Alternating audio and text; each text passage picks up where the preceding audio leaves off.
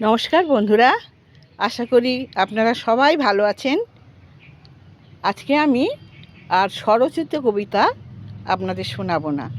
আজ আমি কবি নির্মলেন্দু গুণের লেখা একটি প্রেমের কবিতা আবৃত্তি করে আপনাদেরকে শোনাবো। কবিতার নাম আসমানি প্রেম।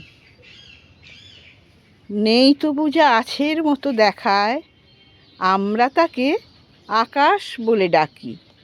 সেই আকাশে যাহারা নাম লেখায়, তাদের ভাগ্যে অনিবার্য ফাঁকি।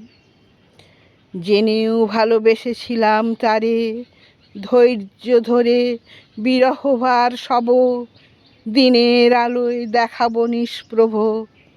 জ্বলব বলে রাতের অন্ধকারে, আমায় তুমি যতই ঠেলো দূরে, মহাকাশের নিয়ম কোথায় যাবে? আমি ফিরে আসবো ঘুরে ঘুরে, গ্রহ হলে উপগ্রহ পাবে।